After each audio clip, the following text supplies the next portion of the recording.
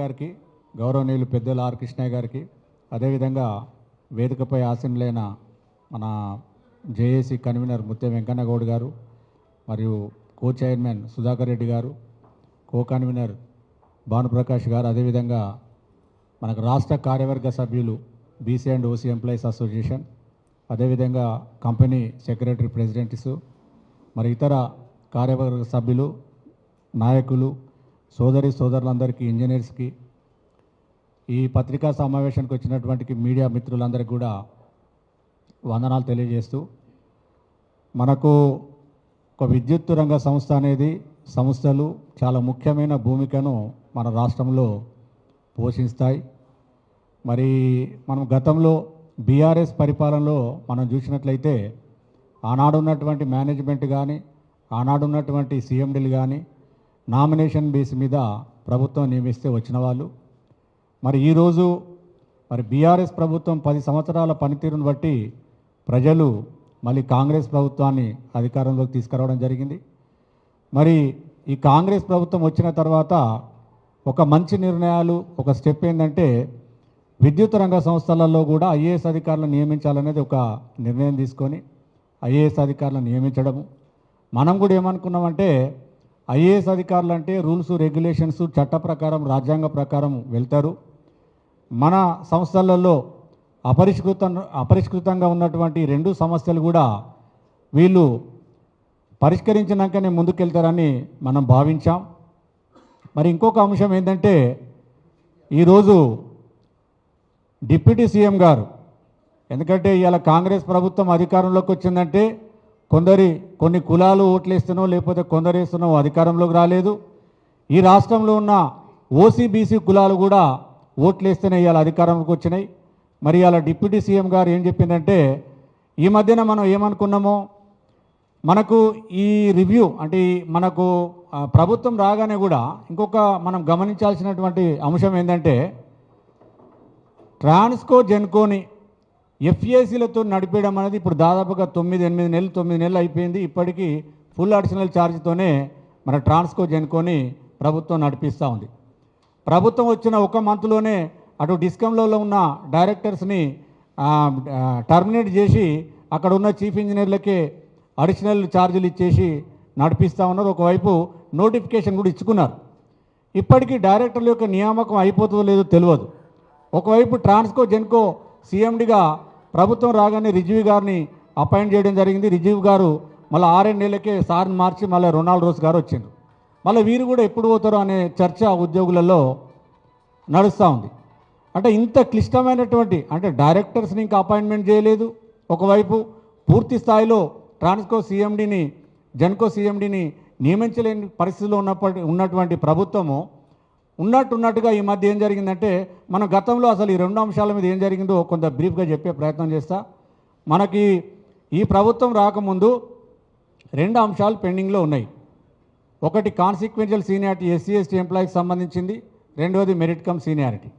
ఈ కాన్సిక్వెన్షియల్ సీనియారిటీలో గతంలో 2003 నుంచి ప్రమోషన్లలో రిజర్వేషన్లు అమలు చేస్తూ ఉన్నారు.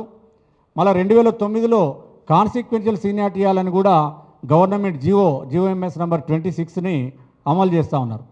ఈ క్రమం లోపల రాష్ట్ర ప్రభుత్వ ఉద్యోగులు, మన విద్యుత్ సంస్థలలో కూడా ఏం జరిగిందంటే, ఆ జీవోలను మిస్ఇంటర్ప్రిట్ చేసి తప్పుగా అన్వయించి అది ఇంప్లిమెంట్ చేయడం వల్ల ఏమైందంటే, ఇప్పుడు వాళ్ళకి రావాల్సినటువంటి రేషియోలు ఉన్నత స్థాయి పోస్టులలో ఎక్కువైపోయినాయి.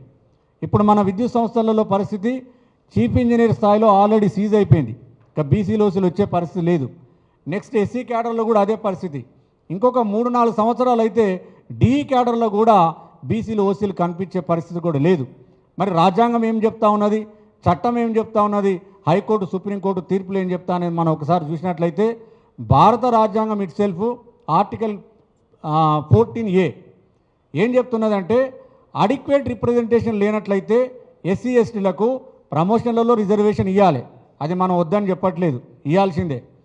తర్వాత కాన్సిక్వెన్షియల్ సీనియారిటీ అంటే ఒక ఎస్సీ ఎస్టీ ఎంప్లాయీ ఒక్కసారి ప్రమోషన్ తీసుకున్న తర్వాత 6 వచ్చిన తర్వాత అతనికి కాన్సిక్వెన్షియల్ సీనియారిటీ నెక్స్ట్ క్యాడర్ ఇవ్వాలన్నా కూడా ఆ క్యాడర్లో అడిక్వేట్ రిప్రజెంటేషన్ లేనప్పుడే అని రాజ్యాంగం చెప్తా ఉన్నది.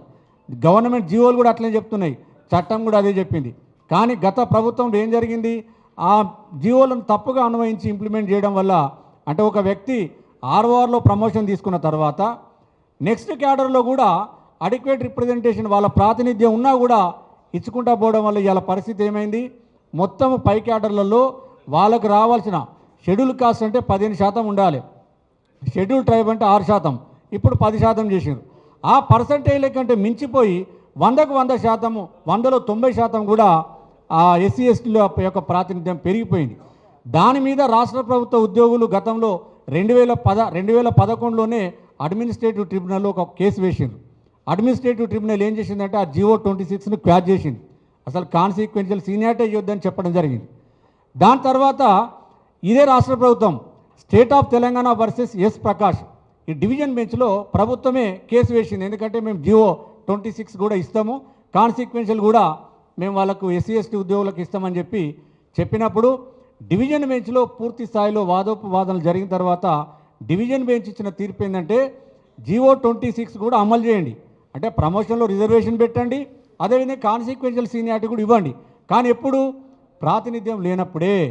కానీ చాలా డిపార్ట్మెంట్లలో మన తెలంగాణ విద్యుత్ సంస్థలలో కూడా ఉమ్మడి ఏపీలో కూడా అదే తప్పులు జరిగినాయి కాబట్టి ఇవాళ ఈ పరిస్థితి ఉంది. హైకోర్టు తీర్పు 2018లో వచ్చింది డిసెంబర్లో. అప్పటికే మనకు తెలంగాణ ఓసీ ఎంప్లాయీస్ అసోసియేషన్ వాళ్ళు ఒక పిటిషన్ వేసారు, సేమ్ సిమిలర్ ఆర్డర్ వచ్చింది. సిమిలర్ ఆర్డర్ వచ్చిన తర్వాత మన వాళ్ళు ఏం చేసారు, దాదాపు 2021 నుంచి మనం మేనేజ్మెంట్లో కలుస్తూనే ఉన్నాం. అప్పటికే అసలు ప్రభుత్వం ఎక్కడ లేని సమస్య మన విద్యుత్ సంస్థలలో ఉన్నది. ఆ ఉద్యోగుల విభజన అసలు ఎందుకు రిలీజ్ చేసిందో తెలియదు, ఏమైందో తెలియదు. తప్పుడు న్యాయ సలహాలతోటి మనం మేనేజ్మెంట్లో తప్పు నిర్ణయాల వల్ల 100ల కోట్ల రూపాయలు నష్టం జరిగింది. ఆ న్యాయవాది ఎవరు, సీనియర్ అడ్వకేట్ విద్యాసాగర్. అప్పుడు విద్యాసాగర్ను పెట్టింది. నేను ఈ మధ్య ఇప్పుడు మన కాంటెంప్ట్ కేసు ఏమైంది, మనము మేనేజ్మెంట్ సీఎండి గారు అప్పుడు ప్రభాకర్ రావు గారు ఏం చెప్పారంటే లేదండి మీరు జేఏసీ నుంచి గొడవ చేయకండి, ఆందోళన చేయకండి. అప్పటికే మనం ఎన్పీటీసీలో ఒక ధర్నా పెట్టినాం, మీరు పెట్టకండి, ఎలక్షన్స్ దగ్గర వస్తున్నాయి, మేము తప్పకుండా చేస్తామని చెప్పి ముగ్గురు సీఎండీలు కూడా మమ్మల్ని ఓసీబీసీ జేఏసీ నుంచి పిలిచిండ్రు. విద్యుత్ సభలో ఒక మీటింగ్ జరిగింది.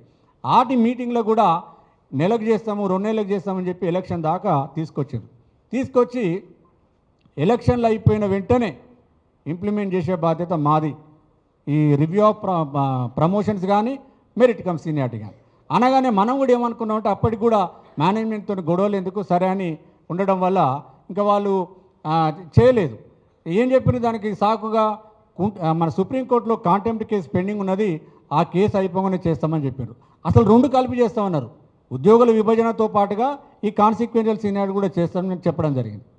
చివరికి ఏమైందంటే సుప్రీంకోర్టులో కేసు వీళ్ళు ఏపీ వాళ్ళు కాంటెంప్ట్ చేయడం జరిగింది. ఆ కాంటెంప్ట్ కేసు సీరియస్ అయిపోయింది. సీరియస్ అయినాక వాళ్ళకు నెల రోజులు కూడా టైం ఇచ్చే పరిస్థితి సుప్రీంకోర్టులో కనబడలేదు. వెంటనే మేము మేఘాల మీద కంటెంప్ట్ కేసు మేము క్లోజ్ చేసుకోవాలి, చాలా సీరియస్ ఉన్నది కుమారస్వామి గారు, మీరు కొంచెం ఓపిక పట్టండి, తప్పకుండా అయిపోయినా చేస్తామన్నారు. అట్లా ఎలక్షన్స్ అయిపోయినాయి, ప్రభుత్వము ఓడిపోయింది. మరి మేనేజ్మెంట్ సీఎండీలు కూడా మారిపోవడం జరిగింది. మరి కొత్తగా ఐఏఎస్లు రావడం జరిగింది. అయితే మరి వాళ్ళకి తెలియదని కాదు, ఇలా ఐఏఎస్ అధికారులకు కూడా ఈ సబ్జెక్ట్ తెలియదని కాదు, ఈ కాన్సిక్వెన్షియల్ సీనియారిటీకి సంబంధించి అటు జిఏడి డిపార్ట్మెంట్లో, అదేవిధంగా ప్రొఫెసర్ జయశంకర్ యూనివర్సిటీలో, పోలీస్ డిపార్ట్మెంట్లలో, తర్వాత ఈ మధ్య మేము నిన్ననే సెక్రటరీలో తెలిసింది ఫైనాన్స్ డిపార్ట్మెంట్లో కూడా అది ఇంప్లిమెంట్ చేయడం జరిగింది.